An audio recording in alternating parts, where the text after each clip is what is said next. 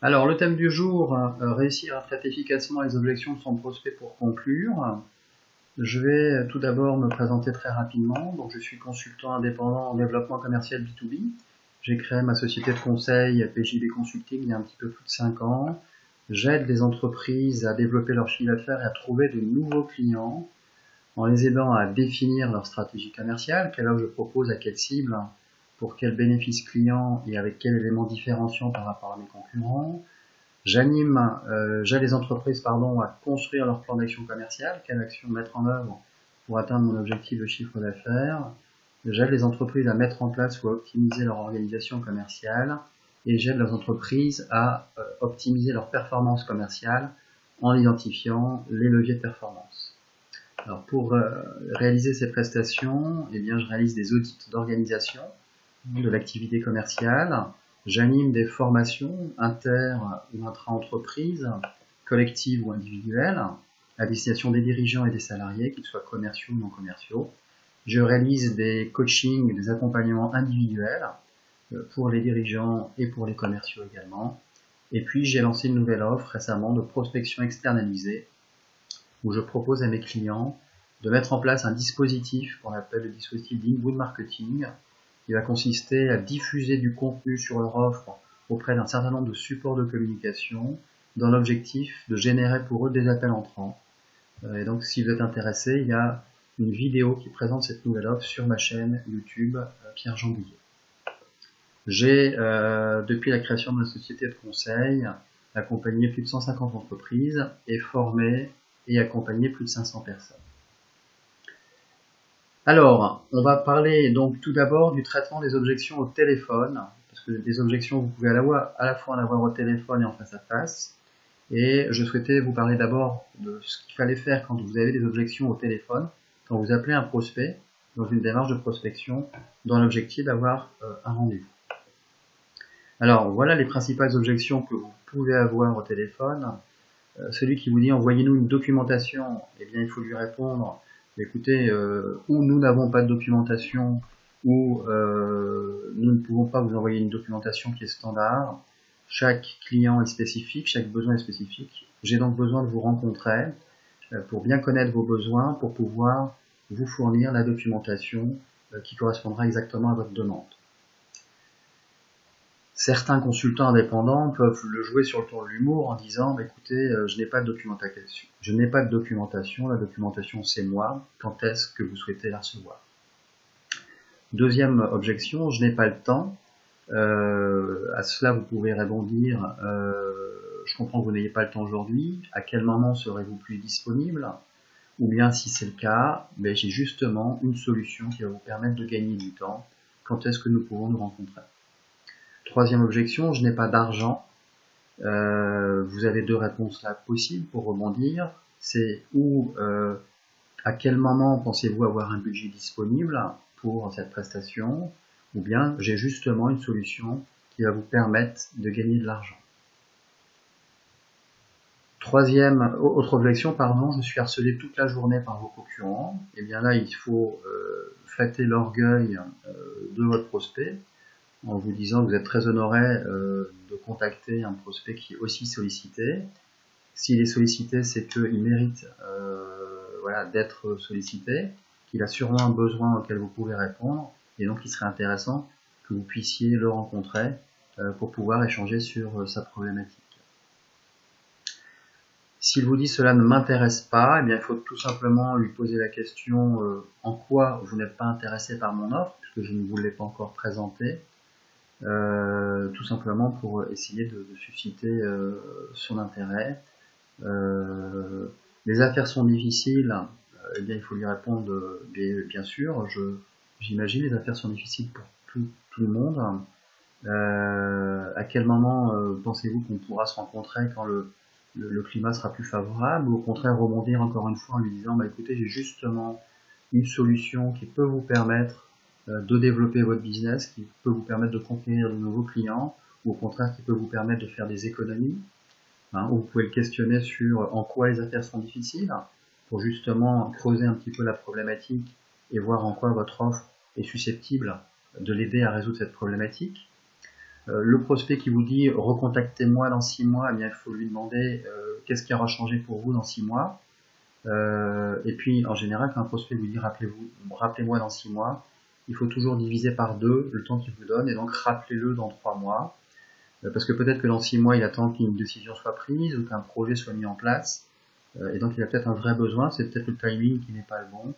Et donc, essayez de bien comprendre ce qui se cache derrière ces 6 mois. Mon fournisseur est un ami, eh bien il faut lui dire, écoutez, c'est super d'avoir un ami qui peut faire cette prestation. Néanmoins, ça peut être dangereux d'avoir un seul fournisseur. Et donc je vous propose de nous rencontrer pour pouvoir comparer notre prestation par rapport à votre fournisseur actuel. Et puis éventuellement avoir un deuxième fournisseur pour ne pas dépendre que d'un seul fournisseur. Je suis fidèle à mon fournisseur, eh bien il faut lui faire la même réponse. Votre fidélité vous honore. Néanmoins, sachez qu'il peut être dangereux d'avoir un seul fournisseur, ou bien peut-être que ça fait longtemps que vous travaillez avec le même fournisseur. Vous savez, dans notre métier, les choses évoluent, les offres évoluent. Il peut être intéressant de remettre en question cette offre en comparant votre offre actuelle avec notre nouvelle offre. Et donc, je vous invite à me rencontrer pour pouvoir comparer nos prestations. Votre société est trop jeune. Si c'est le cas, si vous avez créé votre société récemment, vous pouvez effectivement lui répondre, effectivement, ma société est jeune, mais moi, j'exerce ce métier ou je travaille dans ce domaine d'activité ou dans cette expertise depuis 10 ans, 15 ans, 20 ans, 30 ans. Et enfin, vous êtes trop petit.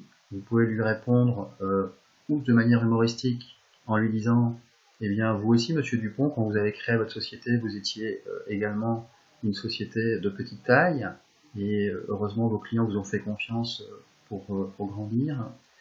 Ou bien vous pouvez lui dire, voilà, justement, nous sommes petits, mais justement, c'est notre taille qui nous permet d'avoir une grande agilité, une grande proximité, une grande réactivité avec nos clients. Et donc, nous avons des atouts, et c'est la raison pour laquelle je vous propose de nous rencontrer.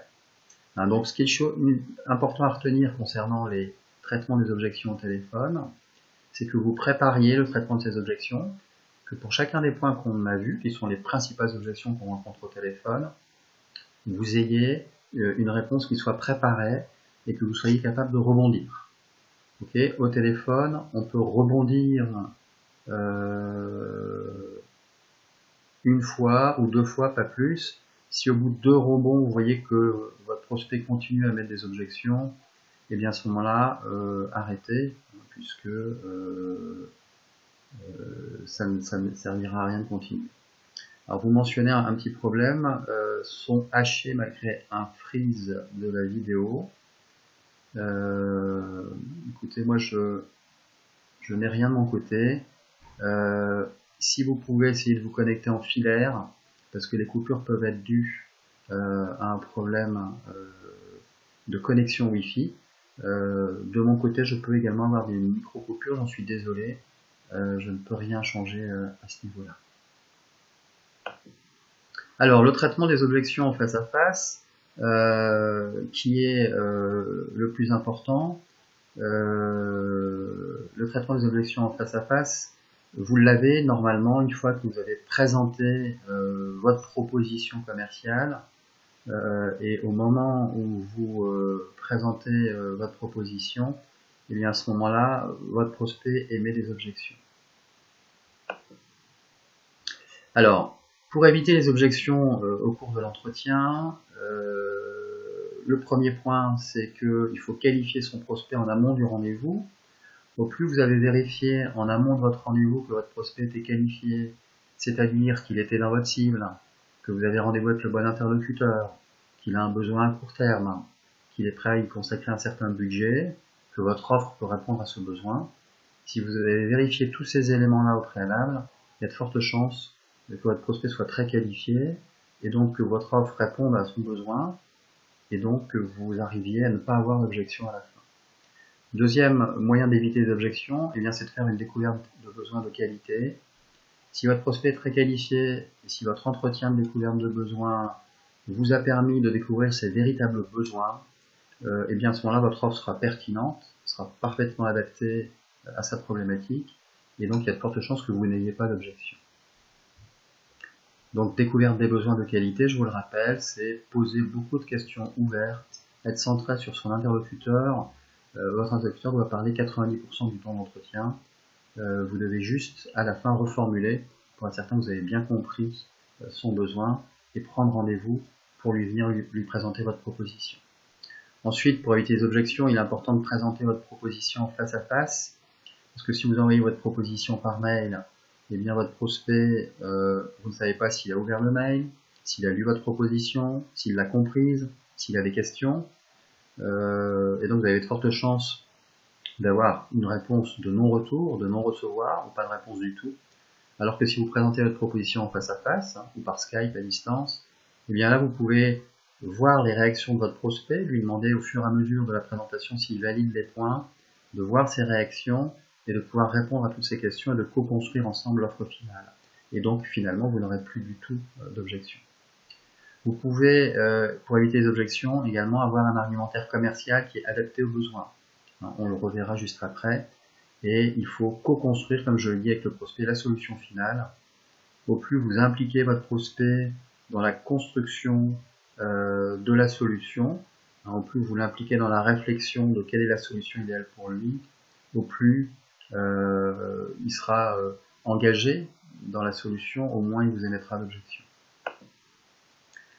Alors, comment faire pour éviter ce dessin? Eh bien, tout simplement, en termes d'argumentaire, pour avoir un argument efficace, vous devez tout d'abord avoir un argument qui répond aux attentes. Votre argumentaire doit répondre parfaitement aux attentes de votre prospect, il doit être en adéquation avec le besoin du client, ce que je viens de dire. Vous devez exprimer votre argumentaire dans le langage du client. C'est très important quand vous présentez votre proposition d'utiliser les mots qu'a utilisé votre client. Parce que votre client, s'il a utilisé ces mots, c'est que ces mots ont de l'importance pour lui. Et donc le fait de réutiliser les mêmes mots va faire écho pour lui, va l'engager beaucoup plus, va l'impliquer beaucoup plus dans votre proposition. Dans la mesure du possible, vous devez faire en sorte que vos arguments s'appuient sur des faits, sur des chiffres, sur des choses très concrètes, palpables, mesurables, qui sont des éléments de conviction. Idéalement, vous devez soutenir votre argument par des visuels, si vous avez l'occasion de montrer des présentations visuelles. Vous devez les enchaîner avec logique. Vous devez bien partir de la problématique évoquée, des conséquences que ça a pour votre prospect, de la solution que vous allez lui proposer et des bénéfices qu'il va pouvoir en tirer. Il faut que le prospect comprenne tout au long de votre argumentaire que la solution que vous lui proposez va lui générer des bénéfices qui vont lui permettre de résoudre le problème qu'il a en main. Vous devez être toujours très objectif dans la présentation de votre argumentaire. Vous devez contrôler tout au long de votre présentation les réactions du client, observer ses réactions à la fois dans sa communication verbale mais également non verbale. Beaucoup de choses se passent dans l'expression du visage, dans la gestuelle, dans le ton de la voix. Donc observez bien les réactions de votre prospect tout au long de votre présentation. Votre argumentaire doit bien sûr être personnalisé. Le prospect doit vraiment avoir l'impression que cette proposition elle est spécifique, elle est sur mesure, elle est faite pour lui et qu'elle répond parfaitement bien à ses besoins spécifiques. Et enfin, votre argumentaire doit arriver au bon moment. Votre proposition doit arriver ni trop tôt ni trop tard par rapport au timing de votre client et par rapport à son besoin de maturité.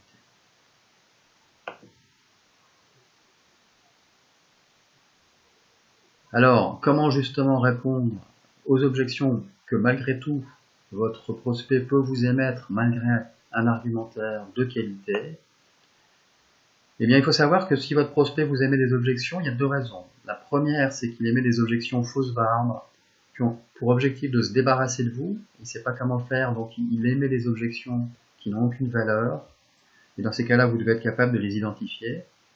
C'est du style, il est irrité par un autre problème qui le préoccupe, et donc il ne va pas chercher à aller plus loin, ou bien il cherche à se débarrasser de vous, tout simplement. Ou il vous fait jouer le rôle du lièvre. Ça, ce sont des objections fausses barbes que vous devez réussir à détecter. Et puis, il y a les bonnes objections qu'il faut encourager. Ce sont les objections où votre prospect va vous dire « je ne comprends pas votre argumentation », ou bien il est inquiet, il cherche à se rassurer, ou bien il vous teste pour voir quel est votre niveau de compétence, ou bien il n'est pas d'accord avec votre proposition et il l'exprime clairement.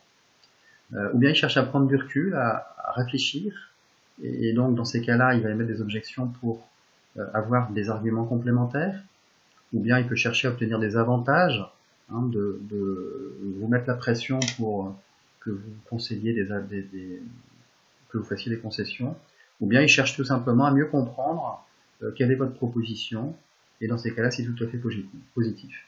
Alors pour répondre à une objection d'un client, il suffit d'utiliser une méthode très simple, qui consiste dans un premier temps à faire un silence pour accuser réception de l'objection du prospect, et pour vous donner le temps de réfléchir à la réponse que vous allez apporter. Un silence qui va durer quelques secondes, qui va valoriser sa question et donner du temps. Ensuite, vous allez répondre à cette objection par une question ouverte. Vous allez lui poser une question qui va commencer par « Expliquez-moi, mais encore, par rapport à quoi? Qu'est-ce qui vous amène à dire ça ?» Cette question d'approfondissement va vous permettre de bien comprendre ce qui se cache derrière l'objection, sans faire d'interprétation, et de, ensuite, dans un troisième temps, faire une réponse adaptée. Une réponse qui va être adaptée sans dénigrer le client ou dire qu'il a tort, mais être toujours à l'écoute et très positif. Et ensuite, une fois que vous aurez fait votre réponse, vous allez demander à votre client, est-ce que vous êtes satisfait de ma réponse? Est-ce que ma réponse répond bien à votre objection? Tant qu'il y a une objection qui n'y est pas levée, il faut savoir qu'il n'y aura pas de commande. Donc il faut absolument vous assurer que toutes les objections sont bien levées. Et donc si votre client vous dit oui, je vous remercie pour votre réponse, elle répond à ma question, vous devez toujours lui poser la question, avez-vous d'autres objections? Y a-t-il d'autres points qui vous préoccupent que vous souhaitez qu'on discute? Il faut savoir que plus vous affirmez par rapport à une objection, au plus vous obtiendrez d'objections. Par contre, au plus vous posez de questions, au plus vous obtiendrez de réponses. Il faut traiter les objections une par une, et une fois que l'objection est traitée, ne plus y revenir. Donc demander un accord de votre prospect sur la réponse. Si votre prospect vous émet l'objection « c'est trop cher », très rapidement, vous devez repousser cette objection à la fin du traitement des objections. Le traitement de l'objection prix est la dernière objection qu'on traite une fois qu'on a traité toutes les autres. Donc si un prospect vous dit vous êtes trop cher, il faut lui poser la question, Monsieur Dupont, en dehors du prix, êtes-vous d'accord avec l'ensemble des autres éléments de notre offre? Est-ce que le prix est le dernier point que vous souhaitez qu'on règle? Parce que vous êtes sinon tout à fait d'accord avec l'offre. S'il vous dit ben non, justement non, il y a le prix mais il y a également autre chose, à ce moment-là vous traitez les autres objections avant d'aborder le prix. Le prix n'est que la contrepartie d'une prestation, et donc vous ne devez traiter cette objection prix qu'à tout à la fin de l'entretien. Repoussez-la si vous l'avez au début de l'entretien, parce que mettre comme objection un prix alors qu'il y a d'autres objections à traiter, il n'a aucun sens de le traiter tout de suite. Alors, les incontournables de la réfutation. Il faut remercier un client qui objecte. Il faut toujours approfondir une objection. Il faut toujours préparer la réponse aux objections. C'est-à-dire que si vous avez des objections qui sont émises, il faut préparer votre réponse. Il faut préparer les principales objections que vous êtes susceptible d'avoir et préparer la réponse que vous allez faire pour chacune des objections. Il ne faut jamais polémiquer avec le client, ne jamais lui dire qu'il a tort. Le client a toujours raison. Il faut toujours être positif dans le traitement des objections en lui disant je vous remercie pour cette objection, votre question est très pertinente, effectivement c'est un point qu'il est important d'approfondir. Il ne faut jamais anticiper les objections, il ne faut jamais dire à votre prospect « je sais bien, vous allez me dire que nous sommes trop chers ». Tant que le prospect n'émet pas d'objection, il ne faut pas en émettre vous-même. Les objections difficiles auxquelles vous ne savez pas répondre, eh bien vous les repoussez également en fin d'entretien.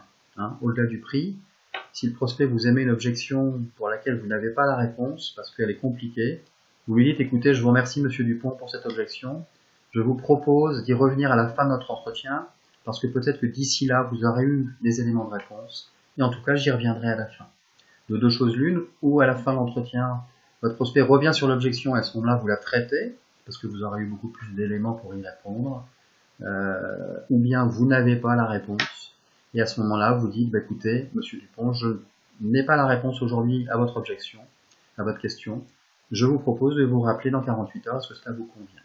et vous avez le temps de préparer la réponse ou bien de vous renseigner dans votre entreprise en interne pour vous donner la réponse la plus adaptée à votre prospect. Alors, comment traiter l'objection « vous êtes trop cher ?»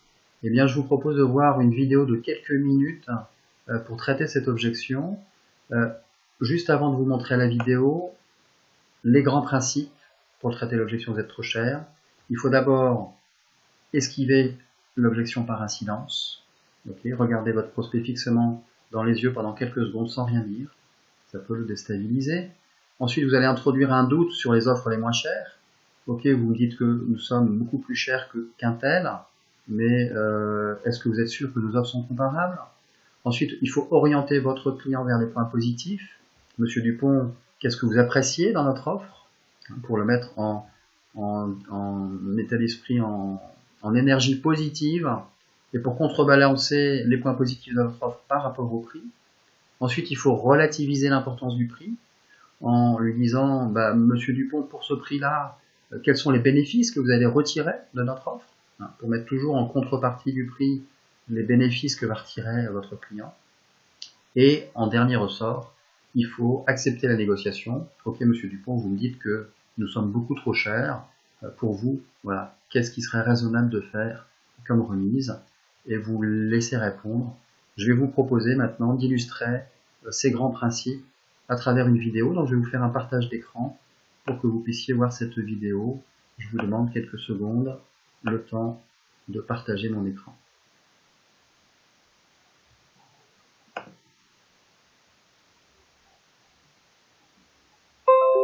Voilà, l'écran est partagé, donc je vais vous montrer cette vidéo.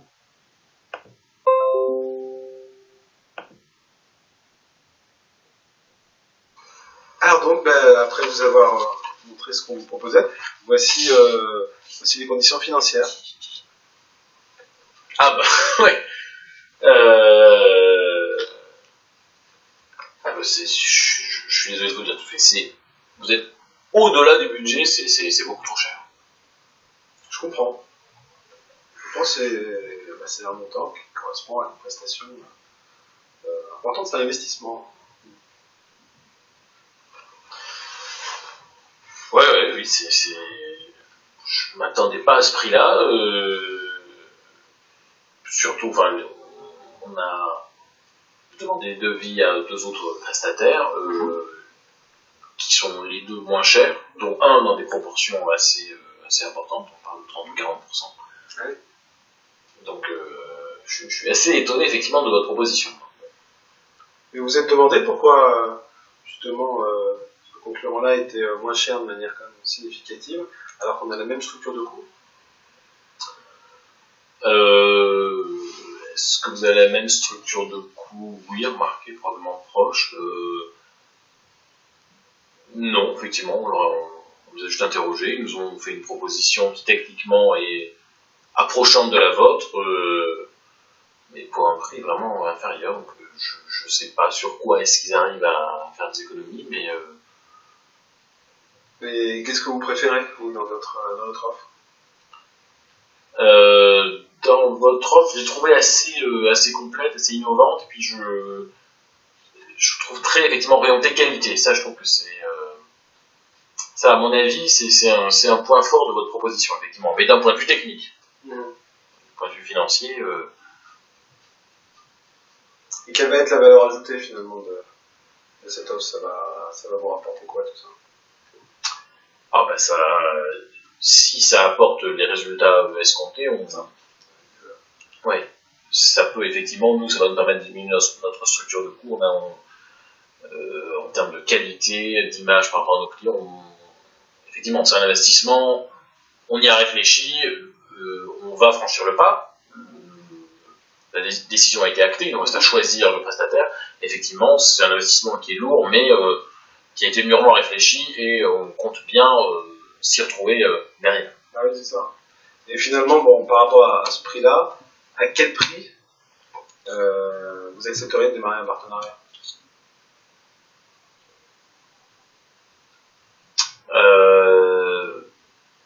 Est-ce que vous seriez prêt à faire, oui, vous seriez prêt à faire un effort financier, vous, de quel ordre? En termes de qualité, c'est vrai que votre offre est beaucoup plus qualitative et innovante qu'effectivement celle des autres concurrents. Donc je ne vais pas vous demander de vous aligner complètement, mais bon, complètement sur la tarif. En revanche, si vous pouvez faire un effort de 10%. Alors 10% ça va être probablement un peu compliqué. Ouais. On pourrait... ce serait pas votre... On pourrait essayer de faire un effort, mais peut-être là ça va être difficile quand même 10%. 10% c'est trop. Est-ce qu'un effet fort moindre significatif pour vous?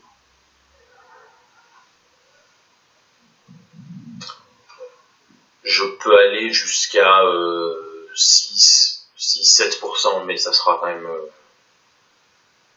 voilà, je suis prêt à faire un effort, effectivement, votre proposition techniquement se démarque. Maintenant, effectivement, il faut... voilà, c'est quand même un accord, on serait dans une forme de partenariat.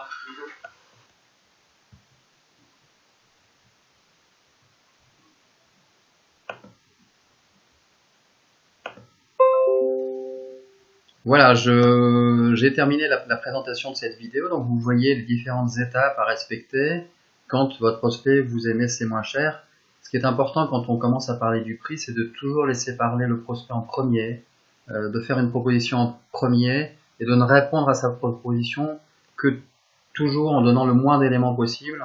Hein, c'est le prospect qui doit amener à proposer un prix et à baisser éventuellement, mais vous devez toujours dans un premier temps refuser la proposition qui est faite.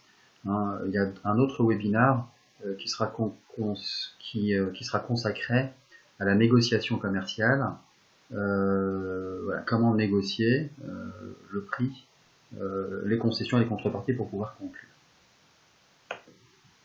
En conclusion donc de ce webinar, premier point, objection au téléphone, vous devez préparer les objections et rebondir 2 fois maximum. Si le prospect insiste, vous devez laisser tomber, ça veut dire qu'il n'est pas assez qualifié.